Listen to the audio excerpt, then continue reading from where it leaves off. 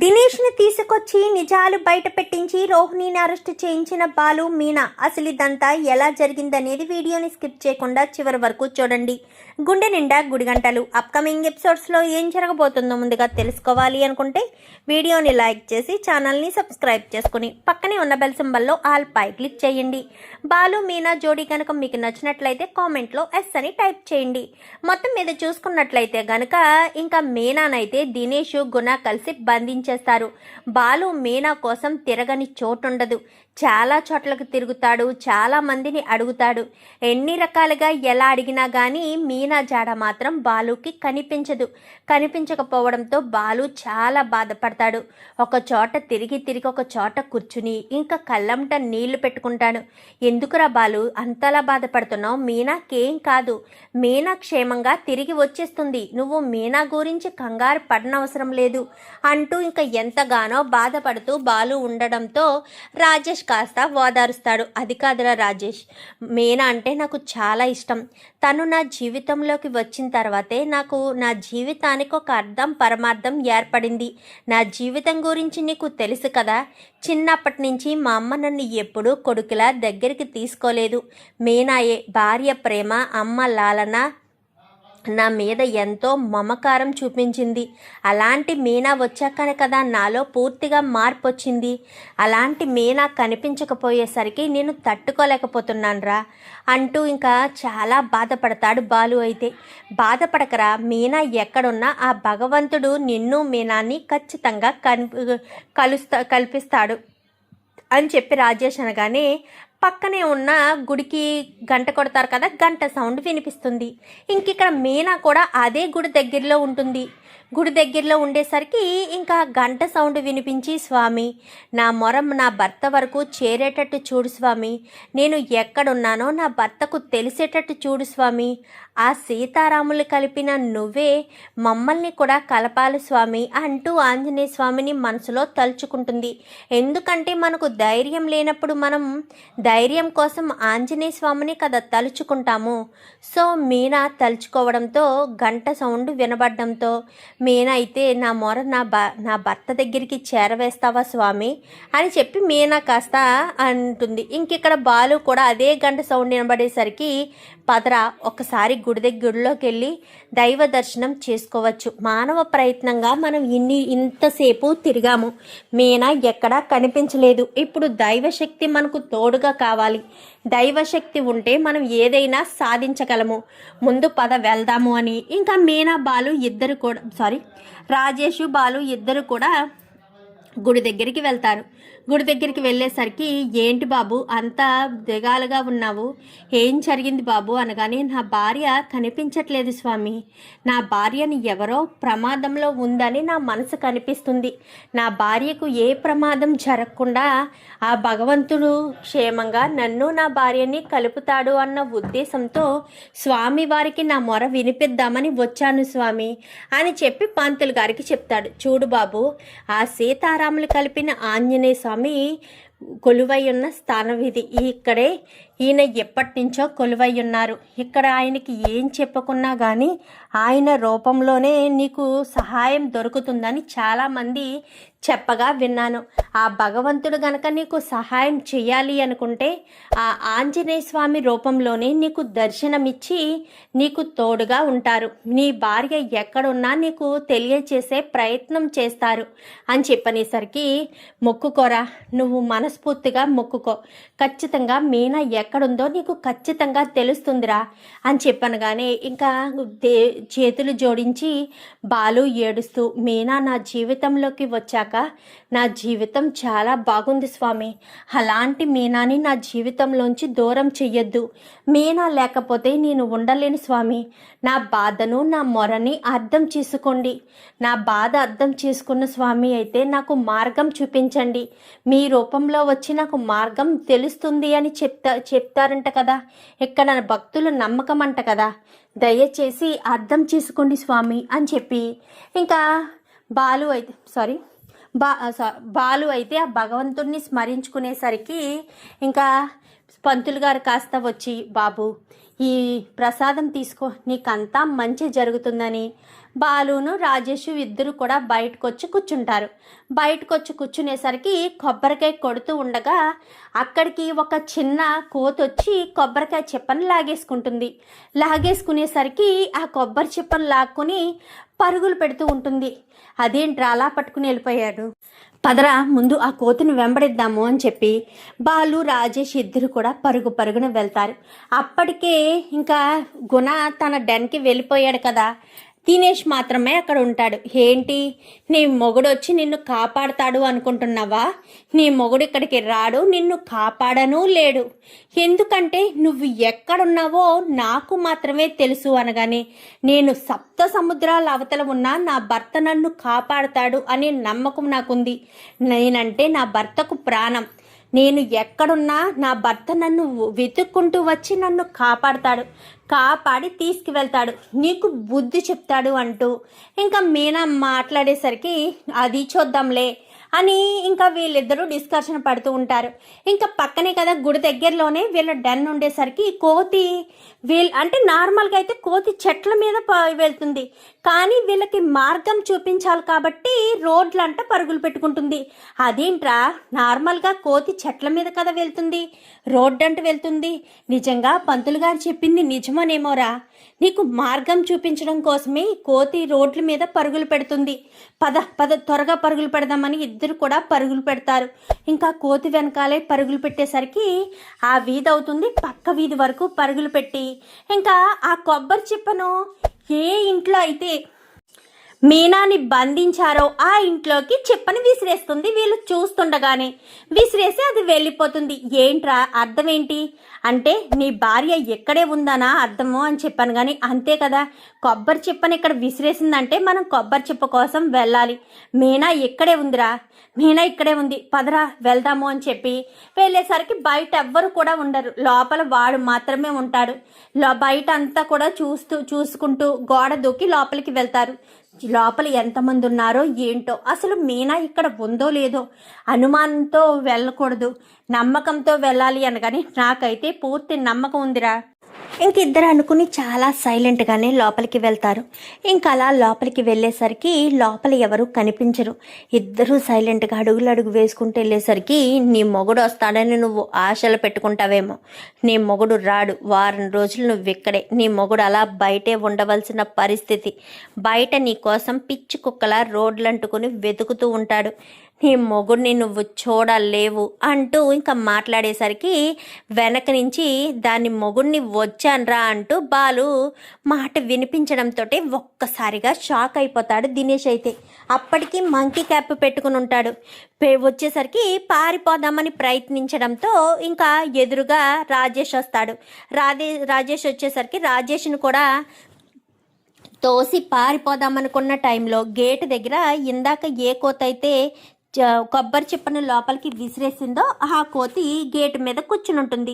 వాడిని బయటికి వెళ్ళనివ్వకుండా కాండ్రించేసరికి ఇంకా అది భయపెట్టడంతో ఆడక్కడే నిలబడిపోతాడు. వెనకాల రాజేష్ బాలు ఇద్దరు గబగబా వచ్చి వాడిని పట్టుకుని మీనా ముందు కూర్చోబెట్టి ఆ మొహానుకున్నది తీసేసి మీనా కట్లు విప్పుతాడు. బాలు అయితే ఇప్పేసేసరికి నువ్వు నా భార్యని ఎందుకు ఎత్తుకొచ్చావు, అసలు నువ్వు నా భార్యని ఎత్తుకురావాల్సిన అవసరం ఏముంది, ఏంటి నీకు పని, అసలు నువ్వు ఎందుకు ఇదంతా చేస్తున్నావు, నీకు నాకు మధ్య గొడవేంటి, నువ్వు తప్పు చేస్తే నేను 1-2 సార్లు నిన్ను పోలీసులకు అప్పగించాను, ఆ మాత్రం దానికే నువ్వు నా మీద కక్ష పెట్టుకున్నావా, అసలు ఏంటిదంతా, నువ్వెందుకు ఇదంతా చేశావు, నువ్వు చేసావా, నీ వెనకుండి ఎవరైనా చేయించారా, చెప్పు, నీ వెనకుండి ఎవరిదంతా చేయించారు చెప్పరా అంటూ ఆ చెంప ఈ చెంప వాయిగొట్టేసరికి రోహిణి ఇదంతా చేయమని చెప్పింది అని రోహిణి పేరు చెప్తాడు. ఎందుకంటే గుణ ఇటు దినేష్ ఇద్దరు ప్లాన్ చేసుకుంటారు. ఒకవేళ దొరికిపోతే మనం రోహిణి పేరు చెప్దాము, రోహిణి పేరు చెప్తే రోహిణియే ఇరుక్కుంటుంది, మనకే సంబంధం ఉండదు, లేదంటే ఆ బాలు చేతిలో మనమైతే బ్రతికి బట్ట కట్టము. వాడు మామూలుగా కాదు, వాడు కొట్టిన దెబ్బలు నేను ఎంత బండలా ఉన్నా వాడు కొట్టిన దెబ్బలకి నా ఒళ్ళు పులిసిపోతుంది. అదే నిన్ను కొడితే నీ ఎముకలు విరిగిపోయినా విరిగిపోతాయి. అది గుర్తుపెట్టుకో. మనం రోహిణి పేరు చెప్పి రోహిణిని ఇరికించాలి అని అనగానే, ఏంటి రోహిణియా? రోహిణి ఎందుకు మీనాన్ని ఎత్తుకురమ్మంటుంది అని చెప్పి ఇంకా దినేష్ని బాలు అడిగేసరికి రోహిణికి మీనా మీనా అని చెప్పాను. కానీ ఏంటి మీనా దొంగతనం చేశాంది అని మీ అమ్మ వేసిన నిందకు కారణం రోహిణి. ఎందుకంటే ఆ 2 లక్షలు తీసింది రోహిణి కాబట్టి అని చెప్పి బాలు ముందైతే దినేష్ చెప్తాడు. చెప్పేసేసరికి రోహిణి తీసిందా? ఎందుకు రోహిణి తీసింది? అసలు రోహిణి తీసింది అన్న విషయం నీకెలా తెలుసు? ఎందుకంటే రోహిణియే చెప్పింది కాబట్టి అని చెప్పాను. కానీ ఒక్కసారిగా షాక్ అయిపోతాడు బాలు. అయితే అసలు రోహిణి కామాక్షి అత్త వాళ్ళ ఇంట్లో 2 లక్షల రూపాయలు తీయడం ఏంటి? ఆ విషయం నీకు చెప్పడం ఏంటి? ఇది విషయాలే కాదు బాలు, నీ ఫోన్లో మీ బామ్మద్దుకు సంబంధించిన శివ వీడియో ఒకటి ఉంది కదా, ఆ శివ వీడియోని తీసుకెళ్ళి గుణాకి ఇచ్చింది. ఆ విషయం నేను చూసి రోహిణిని బ్లాక్మెయిల్ చేశాను. బ్లాక్మెయిల్ చేస్తే 2 లక్షల రూపాయలు నాకు కావాలనగానే మీ కామాక్షి అత్త వాళ్ళ ఇంటికి వెళ్ళి ఆ 2 లక్షల రూపాయలు కూడా దొంగతనం చేసి నాకు తీసుకొచ్చి ఇచ్చిన తర్వాత ఆ విషయం మీనా మీద దొంగతనం మోపబడింది కదా. సో ఆ ఉద్దేశంతో రోహిణి మీనాను కిడ్నాప్ చేసి దాచిపెట్టు అని చెప్పింది. అసలు రోహిణిని నువ్వెందుకు బ్లాక్మెయిల్ చేస్తున్నావు? రోహిణికి నీకు ఉన్న సంబంధం ఏంటి అంటూ ఇంకా బాలు దినేష్ని ప్రశ్నిస్తాడు. దీనికి సమాధానం కావాలి అంటే నువ్వు నన్ను మీ ఇంటికి తీసుకెళ్ళు. అప్పుడు రోహిణి గురించి నువ్వు నమ్మలేని నిజాలను చాలానే నీ కంటికి చూపిస్తాను. అవన్నీ చూసిన తర్వాత అప్పుడు మాట్లాడు. రోహిణి ఎలాంటిదో, తన క్యారెక్టర్ ఎలాంటిదో, తన మనస్తత్వం ఎలాంటిదో అన్నీ కూడా నీకు అప్పుడు తెలుస్తాయి అని చెప్పి దినేష్ కాస్త చెప్పేసేసరికి, ఒరే బాలు పద ముందు ఈ తిన్న తీసుకుని మీ ఇంటికి వెళ్దాం. అసలు రోహిణి నీ మీనాన్ని దాచిపెట్టడం ఏంట్రా?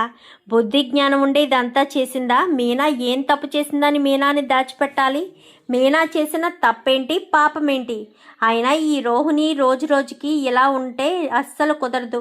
అసలు ఎందుకు ఇదంతా చేసిందనే విషయం మాత్రం మనం ఖచ్చితంగా తెలుసుకోవాలి అని రాజేష్ కాస్త బాలు మీనాలని పంపించేసి దినేష్ను కూడా తీసుకుని మొత్తం ముగ్గురు కూడా అక్కడికి వచ్చేస్తారు. ఇంకా అక్కడికి వచ్చేసేసరికి ప్రభావతి ఇంటి దగ్గర ఉంటుంది. సత్యం అప్పటికే తిడుతూ ఉంటాడు. అసలు ఎందుకు ఇదంతా జరుగుతుంది? ఎందుకు మీనా కనిపించకుండా పోయింది? మీనాను అసలు ఎవరేం చేశారు? మీనా ఎక్కడుంది? నువ్వే ప్రభా, నువ్వు మాట్లాడిన మాటలకే పాపం మీనా మనసు బాధపడి ఇక్కడి నుంచి వెళ్ళిపోయింది. లేదంటే మీనాకి ఇక్కడి నుంచి వెళ్ళవలసిన అవసరం లేదు. ఎంత కష్టాన్నైనా తను భరిస్తుంది. కేవలం నువ్వు చెప్పిన దాన్ని బట్టే, నువ్వు చేసిన దానికే మీనా ఇంతలా బాధపడుతూ ఉంది అంటూ ఇంకా సత్యం అయితే చాలా గట్టిగానే రోహిణి వాళ్ళని అయితే రోహిణిని మీనాని అయితే తిడతాడు. సారీ, ప్రభావతిని రోహిణిని తిట్టడం మొదలు పెడతాడు. అత్తయ్య ఏం చేశారు మావయ్య అని చెప్పాను. కానీ నువ్వేంటి రోహిణి, నాకు అర్థం కాక అడుగుతాను. ప్రభాని ఎప్పుడు వెనకేసుకొస్తావేంటి? మీనా కనిపించట్లేదు అనే బాధ, పశ్చాత్తాపం నీలో అస్సలు కనిపించనే లేదు. నువ్వు అసలు కొంచెం కాకపోతే కొంచెమైనా బాధపడుతున్నావా? మీనా దొంగతనం చేసింది అని చెప్పారు. ఆ మాట తట్టుకోలేక మీనా వెళ్ళిపోయింది. ఈ మనోజ్ గాడేమో ఏ ఇంట్లో దొంగతనం చేయడానికి వెళ్ళింది అన్నట్టు చాలా వెటకారంగా మాట్లాడుతున్నారు. ఎదుటి వాళ్ళకి వస్తే కష్టం, మనకొస్తే అది కష్టం కాదా? ఇప్పుడు మీనా కనిపించట్లేదు. ఆ బాలు ఎంతలా బాధపడతాడు? అదే రోహిణి కనిపించకపోతే బాలు నీతో పాటు తిరగలేదా? నీతో పాటు వెతకలేదా? చాలా తప్పు చేస్తున్నావురా అంటూ ఇంకా సత్యం అనేసరికి, నేను వాడితో తిరగడమా? వాడేంటో నాకు తెలియదా నాన్న? వాడి మనస్తత్వం ఏంటో తెలియదా? తెలిసి వాడితో నేనెందుకు తిరుగుతాను? అంతేలేరా, నీకు మీ అమ్మకు స్వార్థం ఎక్కువ. అదే మీకు అవసరం అనుకో ఎంతకైనా తిరుగుతారు. అదే మీకు అవసరం లేదనుకో ఏం చేయడానికైనా వెనకాడతారు అంటూ ఇంకా ప్రభావతి ఎదురుగానే అంటూ సత్యం రోహిణిని ఇటు ప్రభావతిని ఇద్దరిని కూడా ఒక ఆట ఆడుకునేసరికి మీనాని తీసుకుని బాలు, రాజేష్, దినేష్ వీళ్ళంతా వస్తారు. ఒరే నువ్వు వెళ్ళరా అని చెప్పి రాజేష్ని పంపించేస్తాడు బాలు. దినేష్ని తీసుకుని సరాసరి ఇంటి లోపలికి వస్తాడు బాలు. ఇంటి లోపలికి వచ్చేసేసరికి దినేష్ బయటే నిలబడి ఉంటాడు. బాలును మీనాని తీసుకుని లోపల గడప లోపల అడుగు పెడతాడు. అమ్మ మీనా నీకేం కాలేదు కదా? మీనా ఏమైపోయావు? మీనా ఎక్కడికి వెళ్ళిపోయావు? మీనా బాలు నీ కోసం ఎంతలా టెన్షన్ పడ్డాడో తెలుసా? నీకేం జరిగింది? నీవేమైపోయావని బాలు చాలా టెన్షన్ పడ్డాడు. అసలు ఎక్కడికి వెళ్ళావు అనగానే నేను పోలీస్ కంప్లైంట్ ఇద్దామని వెళ్ళాను శృతి అంటూ ఇంకా శృతికి చెప్తుంది. పోలీస్ కంప్లైంట్ ఇవ్వడానికి వెళ్ళి నువ్వు కనిపించకుండా పోయావా ఏంటి అనగానే నన్ను ఒకరు దాచిపెట్టమని ఒకడికి చెప్పారంట. వాడు నన్ను దాచిపెట్టాడు. ఇప్పుడు ఈయన వచ్చి నన్ను కాపాడారు. ఎవరమ్మా? ఎవరు నిన్ను కిడ్నాప్ చేయమని చెప్పింది అనగానే ఇంకెవరు, ఈ రోహిణియే అని చెప్పనేసరికి ఒక్కసారిగా రోహిణి, ప్రభావతి, శృతి, బాలు, మనోజ్ అందరూ, సత్యం అందరూ కూడా షాక్ అయిపోతారు. ఏంటి రోహిణియా అనగానే అవును రోహిణియే చేయమని చెప్పిందంట అనేసరికి రోహిణి ఎందుకే చేయమంటుంది నిన్ను కిడ్నాప్? అసలు రోహిణికి ఏం అవసరం ఉందే అంటూ ప్రభావతి కేకలు వేస్తుంది. ప్రభావతమ్మ కొంచెం ఆగమ్మా, రారా లోపలికి అని చెప్పనేసరికి లోపలికి కాస్త దినేష్ ఎంట్రీ ఇస్తాడు. దినేష్ ఎంట్రీ ఇవ్వడంతో ఇంకా ఒక్కసారిగా రోహిణి షాక్ అయిపోతుంది. ఎందుకంటే దినేష్ బయటకు వచ్చాడు అంటే ఖచ్చితంగా విషయం అర్థమవుతుంది. పైగా దినేష్ని ఎక్కడికో పంపించాను అని తన దగ్గర 2 లక్షల రూపాయలు తీసుకున్నాడు గుణ. మరి దినేష్ చూస్తే నార్మల్గానే ఉన్నాడు. మరి అంటే గుణ అబద్ధం చెప్పాడా అన్న ఆలోచన మీద దినేష్ ఇంటికి వచ్చాడు అన్న కంగారులో రోహిణి అయితే ఉంటుంది. ఉండేసరికి ఏంటి వీడు ఎవడో కూడా నీకు తెలియడం లేదా? యారా మనోజ్ నీకు తెలుసా అనగానే తెలుసు. రోహిణి పెళ్లికి ముందు పనిచేసే ఆఫీస్లో ఉండే సెక్రటరీ ఇతను అని చెప్పనేసరికి ఇతనే పార్లలమ్మ గురించి కొన్ని నిజాలు బయట పెట్టాలని వచ్చాడు. ప్రభావతమ్మ నువ్వు కామాక్షి అత్త ఇంట్లోంచి 2 లక్షలు పోయాయని చెప్పావు కదా, ఆ 2 లక్షలు దొంగతనం చేసింది ఎవరో కాదు, నీ ముద్దుల కోడలు రోహిణియే చెప్పరా అనగానే అవును రోహిణియే ఆ ఇంట్లో దొంగతనం చేసి ఆ 2 లక్షలు తీసుకొచ్చి నాకు ఇచ్చింది. ఎందుకంటే శివకు సంబంధించిన వీడియో బాలు ఫోన్లో ఉంటే ఆ బాలు ఫోన్ని తీసుకెళ్ళి గుణాకు ఇచ్చింది కూడా రోహిణియే. అంతేకాదు రోహిణి గురించి మీకు కొన్ని పచ్చి నిజాలు చెప్పాలి. ఇన్ని రోజులు రోహిణిని బెదిరిస్తూ వచ్చాను. బాలుకి తెలిసిపోయిన తర్వాత ఇంకా నేను బెదిరించడం వల్ల ఎలాంటి ఉపయోగం లేదు. ఈ రోజుతో రోహిణి గురించి నిజాలన్నీ బయట పెట్టేస్తే ఇంకా తర్వాత రోహిణికి ఎలాంటి శిక్ష వేసుకున్నా మీ ఇష్టం. రోహిణి గురించి మీకు తెలియని నిజాలు, నమ్మలేని సత్యాలు చాలానే ఉన్నాయి. మీరంతా అనుకుంటున్నట్టు రోహిణి మొదట పెళ్లి చేసుకున్నది మనోజ్ని అనుకుంటున్నారా? మనోజ్ని కాదు, రోహిణికి ఇంతకు ముందే పెళ్లి జరిగింది. ఒక 8 సంవత్సరాల కొడుకు కూడా ఉన్నాడు అనేసరికి ప్రభావతి ఒక్కసారిగా షాక్ అయిపోతుంది.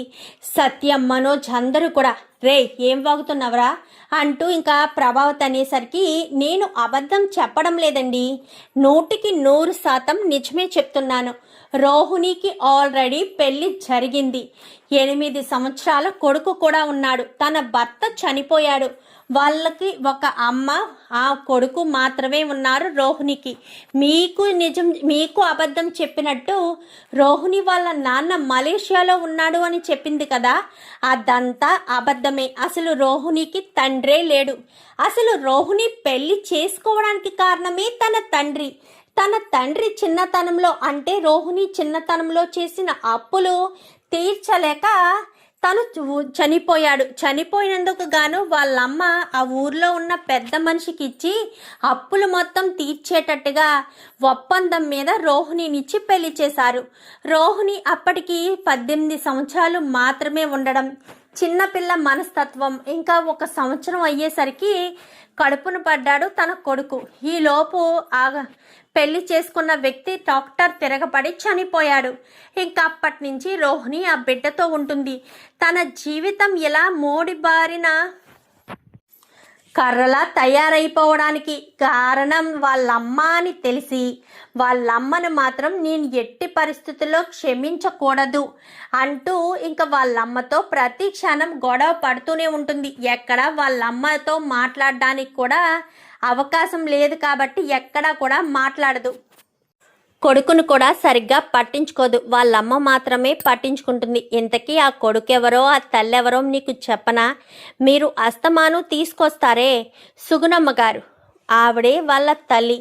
ఆ చింటూగాడే రోహిణి కొడుకు అని చెప్పనేసరికి ఒక్కసారిగా ప్రభావతికి ఫ్యూజులు ఎగిరిపోతాయి. ఇన్ని రోజులు ఒకటి అనుకుంటే ఇప్పుడు మరొకటైంది. అంటే రోహిణికి మలేషియాలో ఆస్తులు లేవు. అసలు మలేషియాలోనే ఎవడూ లేనప్పుడు ఆస్తులు ఎక్కడి నుంచి వస్తాయి? ఇంకా రోహిణి గురించి అలాగే 2 లక్షల విషయం ఎక్కడ బయట పడిపోతుందా అన్న భయంతోనే మీనాని కిడ్నాప్ చేయించింది కూడా రోహిణియే.